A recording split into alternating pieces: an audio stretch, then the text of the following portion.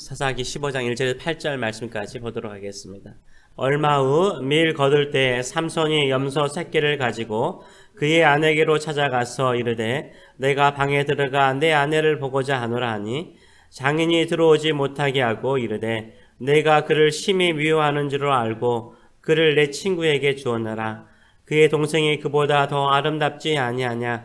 청하노니 너는 그를 대신하여 동생을 아내로 맞이하라 하니 삼손이 그들에게 이르되 이번은 내가 블레셋 사람들을 해할지라도 그들에게 대하여 내게 허물이 없을 것이니라 하고 삼손이 가서 여우 300마리를 붙들어서 그 꼬리와 꼬리를 메고 회를 가지고 그 두 꼬리 사이에 한 회를 달고 회에 불을 붙이고 그것을 블레셋 사람들의 곡식 밭으로 몰아들여서 곡식단과 아직 배지 아니한 곡식과 포도원과 감람나무들을 사른지라. 블레셋 사람들이 이르되 누가 이 일을 행하였느냐 하니 사람들이 대답하되 딥나 사람의 사위 삼손이니 장인이 삼손의 아내를 빼앗아 그의 친구에게 준 까닭이라 하였더라. 블레셋 사람들이 올라가서 그 여인과 그의 아버지를 불사르니라. 삼손이 그들에게 이르되 너희가 이같이 행하였은즉 내가 너희에게 원수를 갚고야 말리라 하고 블레셋 사람들의 정강이와 넓적다리를 크게 쳐서 죽이고 내려가서 에담 바위 틈에 머물렀더라. 아멘. 오늘 이 말씀을 가지고 나의 인생 속에 주님의 목적이 있다면, 나의 인생 속에 주님의 목적이 있다면 이라는 제목으로 같이 은혜를 나누기를 원합니다. 하나님께서 왜 삼손을 마노아의 가정에 태어나게 하셨습니까? 자식을 낳지 못하는 노부부를 위로하기 위해서요. 그 정도의 목적으로 삼손을 이 가정에 기적으로 태어나게 하셨을까요? 그냥 나실인 한 사람이 이 땅에 필요해서 나실인으로 키우게 하셨을까요? 그것도 아니죠. 왜 하나님은 삼손을 이 땅에 보내셨을까요? 사사기 14장 4절의 말씀은 분명히 말하고 있습니다. 그때에 블레셋 사람이 이스라엘을 다스린 까닭에 삼손이 틈을 타서 블레셋 사람을 치려함이었으나 그의 부모는 이 일이 여호와께로부터 나온 것인 줄을 알지 못하였더라라고 분명하게 말하고 있습니다. 삼손이 누구와 싸우려고 합니까? 블레셋 사람과 싸우려고 합니다. 왜요? 블레셋 사람이 이스라엘을 40년 동안 다스리고 있었기 때문인 거죠. 삼손이 블레셋과 싸우고자 하는 생각은 누구의 생각입니까? 삼손 개인의 생각입니까? 아니면 하나님의 계획과 하나님의 뜻입니까? 4절 하반절은 분명하게 말하고 있어요. 삼손이 블레셋을 치고자 하는 생각은 여호와 하나님께로부터 나온 생각이라고 말하고 있어요. 삼손이 이 땅에 온 것은 뭡니까? 이스라엘을 블레셋의 압제에서 자유케 하시기 위해서, 하나님의 백성들을 자유케 하시기 위해서, 구원하기 위해서 하나님께서 보내신 것입니다. 아이를 낳지 못하는 노부부를 위로하기 위한 것도 아니었고요.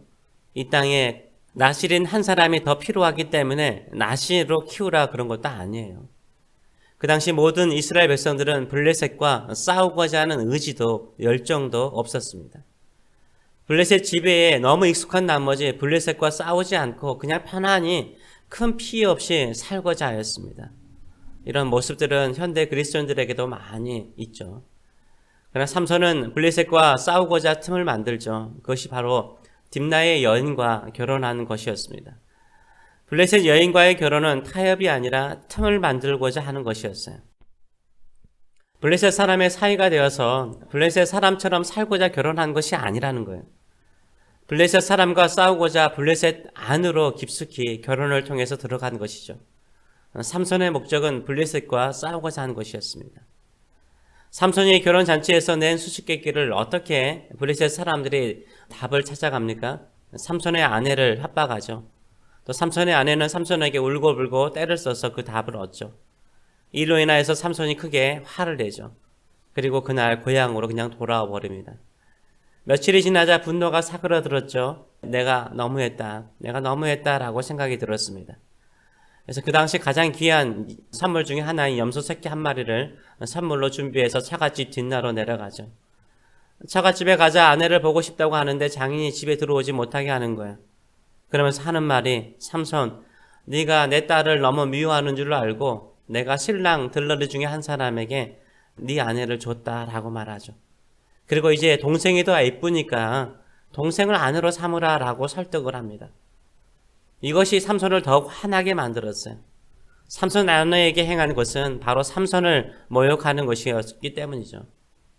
이게 삼손이 어떻게 합니까? 3절의 말씀을 보게 되면 삼손이 그들에게 이르되 이번은 내가 블레셋 사람들을 해할지라도 그들에게 대하여 내게 허물이 없을 것이니라 라고 말합니다. 삼손이 블레셋 사람들을 해할지라도 삼손에게는 아무런 허물이 없다는 거예요. 잘못이 없다는 거예요. 그래서 블레셋 사람들을 마구 죽입니까? 아니죠. 여우 300마리를 붙잡습니다. 그리고 여우 300마리의 꼬리를 묶습니다. 그리고 거기에 횃불을 하나씩 달아둡니다.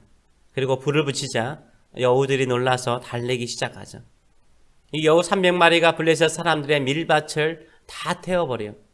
추수하는 시기였는데 그 당시가요. 밀밭을 다 태워버립니다. 밀밭만 태워버리는 것이 아니라 추수해서 쌓아오던 곡식단도 태워버리고요. 포도원의 포도도 태워버리고요. 감람나무까지 다 태워버립니다. 기드온에게는 300용사가 있었다면 삼손에게는 뭐가 있었습니까? 300마리의 여우떼가 있었어요. 기드온의 300용사처럼 햇불로 적진을 완전히 쑥대밭 만들어버립니다. 이것을 보게 되면 삼손이 힘만 세고 무식하다라고 생각할 수 없죠. 여우 300마리를 잡으려면 힘만으로는 안 되죠. 지혜가 있어야 합니다. 또 여우 꼬리를 묶고 횃불을 달아서 마치 횃불 전차처럼 불을 질러 버리잖아요. 이런 지혜가 어떻게 나올 수 있을까요? 삼손도 되게 지혜로운 사람인 것을 알 수 있어요. 이렇게 불로 모든 밀밭과 포도원과 감람나무를 불태운 것은 단순히 복수 정도가 아니라는 것을 우리가 알아야 되는 거예요. 마치 애굽의 바로가 이스라엘 백성들을 내보내지 않자 하나님께서 10가지 재앙으로 애굽을 심판하시잖아요. 그 10가지 재앙이 바로 애굽의 10가지 신들 아니에요? 밀밭을 태운 것도 일종의 하나님께서 블레셋을 심판하는 것과 같았어요. 블레셋 민족의 신은 누굽니까? 다곤. 다곤 신전에서 삼손이 죽잖아요. 다곤이라는 우상이었습니다. 이 다곤의 신은 곡식의 신이에요. 풍요의 신이라는 거죠. 농사의 신이에요. 블레셋 민족은 밀을 추수하고 풍성한 밀밭을 보면서 자신들에게 복을 준 다곤 신을 찬양하고 경배하였어요. 삼손이 불로써 그 모든 것들을 다 태워버려요. 삼손의 300마리의 여우떼가 블레셋 사람의 풍요를 빼앗아버리고 그들이 믿는 다곤을 심판한 거죠. 이렇게 경제적으로 큰 손실을 입히자 블레셋 지도자들이 가만히 있지 않죠. 조사를 해보죠. 조사를 해보니까 딥나의 사람의 사이 삼손이 아내를 빼앗겨서 이렇게 복수한 것을 알게 되는 거죠. 그래서 어떻게 합니까? 삼손을 잡지 않고요. 이상하게 삼손의 아내와 장인을 불태워서 죽여버립니다. 이에 삼손이 블레셋 사람과 싸울 더 큰 명분이 생긴 거죠. 아내를 남의 아내로 준 것도 모자라서 이제는 죽였으니 복수할 수 있는 정당한 이유를 얻게 된 거죠. 그래서 삼손이 블레셋 사람과 싸웁니다. 어떻게 싸웁니까? 8절의 말씀을 보게 되면 블레셋 사람의 정강이와 넓적다리를 크게 쳐서 죽이고 내려가서 에담 바위 틈에 머물렀더라 라고 말하고 있어요. 정강이와 넓적다리, 우리 허벅지를 말하죠. 몸의 하체를 말하는 거예요. 주로 다리를 공격해서 블레셋 사람들을 크게 쳐서 죽였다라고 말하고 있습니다. 드디어 실질적으로 블레셋 사람들과 전쟁이 일어난 거예요. 이렇게 한번 싸웠으니까 이제는 계속 싸워야 되는 전쟁이 되는 거죠. 삼손의 전쟁이 되는 거예요. 그리고 삼손이 크게 승리합니다. 삼손이 왜 여우 300마리로 밀밭과 포도밭과 감람나무를 불태웁니까? 자신의 아내를 친구의 아내로 주었기 때문인 거죠. 왜 삼손이 블레셋 사람의 정강이와 넓적다리를 쳐서 많은 사람을 죽입니까? 블레셋 사람들이 자신의 아내와 장인을 불태워 죽였기 때문인 거예요. 어떻게 보면 매우 사적인 감정으로 싸우고 있는 것처럼 보이죠. 근데 하나님은요, 삼손의 이런 행동을 통해서 블레셋 신 다곤을 심판하고요, 블레셋 땅을 심판하고 블레셋 사람들을 심판하십니다. 그리고 삼손이 이제 한평생 블레셋 민족의 적이 되어서 싸우게 하세요. 하나님의 군사로 싸우게 하세요. 우리는 이 세상에 속한 사람이 아니죠. 우리는 하나님께 속한 사람이요, 주 예수님께 속한 사람들입니다. 그래서 예수님께서는 요한복음 17장에서 제자들을 위해서 기도하실 때 분명하게 말씀하셨어요. 제자들이 하나님께 속한 사람이요 또 예수님께 속한 사람이기 때문에 세상에 속하지 않았기 때문에 세상이 그들을 미워할 거라는 거예요. 그러나 예수님이 기도하기를 아버지의 이름으로 그들을 보존하시도록 보호해 주시도록 기도하고 있습니다. 우리가 하나님의 말씀대로 살고자 하면 세상의 미움을 받는 건 당연한 거예요. 우리가 주님께 속한 사람이기 때문인 거예요. 그래서 우리는 세상의 문화와 세상의 악한 것과 싸워야 돼요. 그런데 우리의 모습은 어떻습니까? 삼손과 같을 때가 많아요. 뭔가 세상을 향해서 싸우고자 하는데 삼손과 같이 자충우돌이고 실수투성이고 너무 감정적인 싸움처럼 싸울 때가 많아요. 그럴지라도 우리를 통해서 삼손처럼 하나님께서 놀라운 구원의 계획을 이루신다면 얼마나 놀라운 일이에요? 얼마나 신비로운 일이에요? 내가 내 인생의 목적과 사명을 가지고 사는 것도 중요합니다. 그런데 내 인생의 목적과 열정을 하나님께서 사용하지 않으면요, 어떻습니까? 그 열정으로 끝나는 것뿐이에요. 그러나 내가 지금 형편없이 자충우돌 하면서 이렇게 저렇게 살다가 실수투성이에요. 근데 하나님께서 내 안에 하나님의 뜻과 목적을 두시면서 행하신다면 그 다른 인생을 살아가게 돼요. 내가 무슨 목적을 가지고 있느냐가 내가 무슨 목적을 가지고 있느냐, 이게 중요하지 않아요. 하나님께서 내 안에 하나님의 뜻과 목적을 가지고 계시느냐가 제일 중요한 거예요. 아멘. 하나님께서 내 안에 하나님의 뜻과 목적을 가지고 계시냐가 되게 중요한 거예요. 하나님께서 내 안에 하나님의 뜻과 목적을 가지고 계시면 나의 실수나 나의 개인적인 열정이나 감정이 오락가락 하는 것도 그 모든 것을 통해서 하나님은 하나님의 구원의 계획들을 이루시는 줄 믿습니다. 하나님은 삼손을 통해서 이스라엘 백성들을 블레셋 지배에서 벗어나게 하시고자 하는 뜻과 목적을 두셨잖아요. 근데 삼손을 보면은 너무 개인적인 감정과 자기의 생각과 복수로 이 일을 하는 것처럼 보여요. 근데 이 삼손의 전쟁이 한 개인의 전쟁이 아니라 삼손과 블레셋 민족과의 전쟁으로 만드세요. 하나님께서 삼손 안에 이런 목적과 뜻을 주셨기 때문에 이런 개인적인 전쟁 속에서 하나님께서 삼손에게 지혜를 주시고 승리케 하신 것입니다. 내가 작고 초라하고 가난하고 부족한 사람일지라도 하나님께서 내 안에 목적과 뜻을 두고 계신다면 우리의 실수도 우리의 개인적인 감정도 허물도 하나님께서 다 사용하세요. 어떻게 하든지 다 사용하세요. 지금 이 시대 속에서 우리 그리스도인들은 어떻게 살아가나요?